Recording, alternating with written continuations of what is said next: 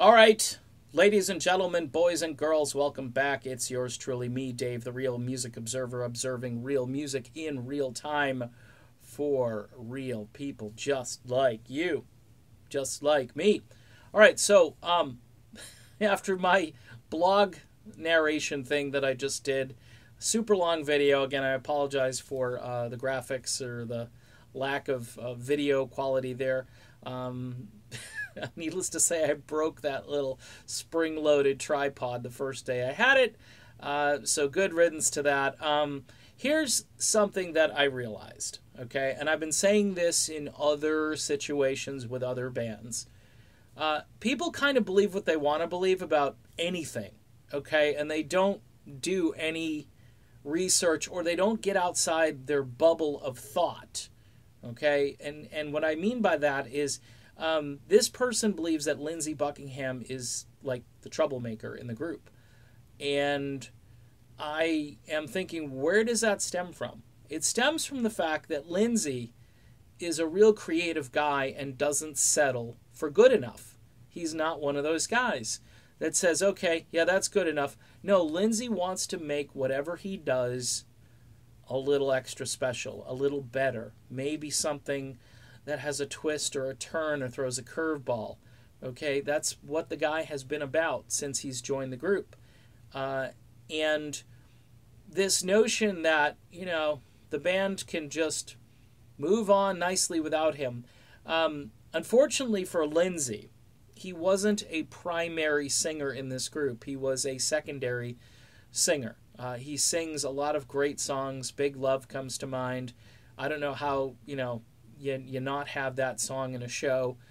Monster song from the late 80s, and really showed almost like a comeback album for the band at the time, where they kept coming back, whereas Behind the Mask, which came later, lacked a lot of that that spark and that energy.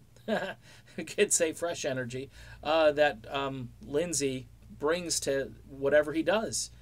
And what I've noticed again is a lot of people have a bucket list. I want to go see Fleetwood Mac. Okay, well, who's in the band? I don't care. I want to go see Fleetwood Mac. What do they sound like these days? I don't care. I want to go see Fleetwood Mac. I want to buy a $15 beer. I want to buy a $40 t-shirt. I want to pay, $10 an hour to park my car. I want to sit in traffic for 3 hours, either before, during, or after the show. In some cases during. And everybody's like in it for the experience. It's the Fleetwood Mac experience. I got the whole thing. And now I'm starting to hear the queen of rock and roll, like the queen of soul, like Aretha Franklin was the queen of soul. Apparently Stevie Nicks is now the queen of rock. Interesting, because there are a few women out there that could certainly vie for that title. Janis Joplin, Pat Benatar, Ann Wilson. There are a few of them that could certainly, I guess if you're looking at solo artists, then you got to look at who's got a better voice. If you're looking at Stevie Nicks, vocally speaking, you're going to have a really tough argument to say that her vocals, even when she was really sharp, are better vocals than a number of lady rock stars. I mean, Joan Jett, to me, could be the queen of rock. I mean, she really rocks. You could make an argument for Chrissie Hynde. I mean, you could make an argument for a lot of female rockers out there. So this is kind of new. This is like, hey, and a lot of people, are into conspiracies. I like a good conspiracy too. Don't get me wrong. But some people are like, hey, this is just, more paid content. And I really don't think it's paid content.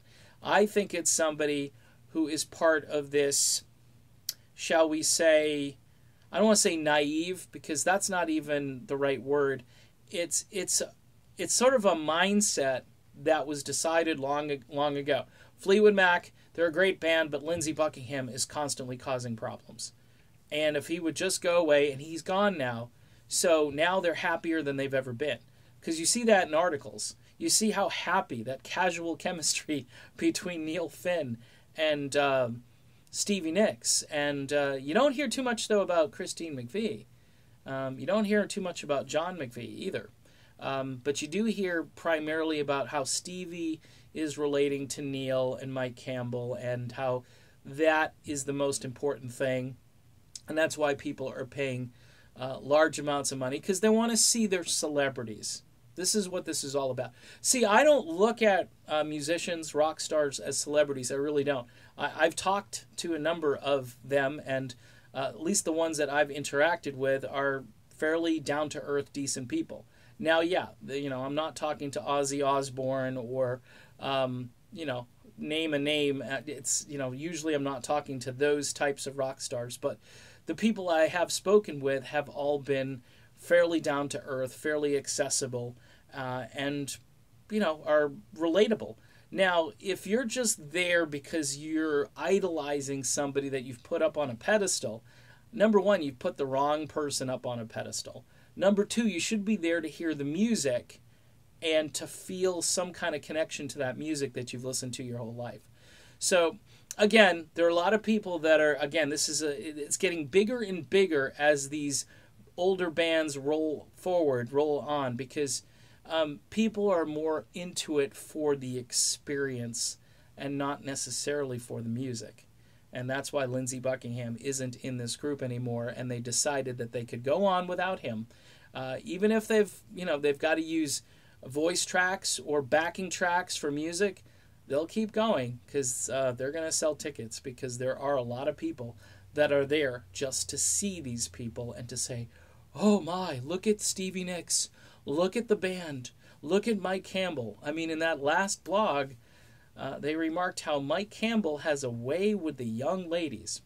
Folks, he's 68 years old. All right? Think about it. All right, I'm done. Be back soon. See ya.